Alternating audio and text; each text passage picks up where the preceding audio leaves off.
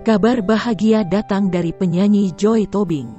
Joy Tobing mengabarkan akan menggelar acara pernikahannya dengan Cahyo Pramono pada tanggal 25 September mendatang.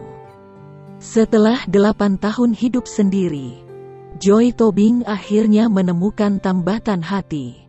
Ia dikabarkan akan segera menikah dengan calon suaminya, Kolonel CPN Cahyo Pramono. Kolonel CPN Cahyo Pramono merupakan seorang perwira Angkatan Darat.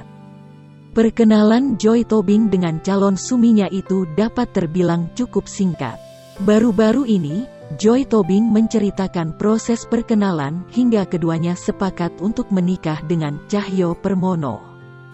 Dalam waktu 3 hari setelah berkenalan, Cahyo Pramono langsung mengutarakan niat serius pada Joy Tobing. "Tuhan, kalau ini jodoh dari Tuhan biarlah kasih tandanya." Laki-laki ini langsung ngajak nikah. Nah, pada saat kenalan tanggal 4 April tahun 2021 kemarin, 3 hari setelah itu tanggal 7 Aprilnya, dia ngajak ketemu terus bilang, "Will you start a new beginning with me?" kata Joy Tobing dilansir Tribun Style dari YouTube Indosiar pada Minggu, tanggal 5 September tahun 2021.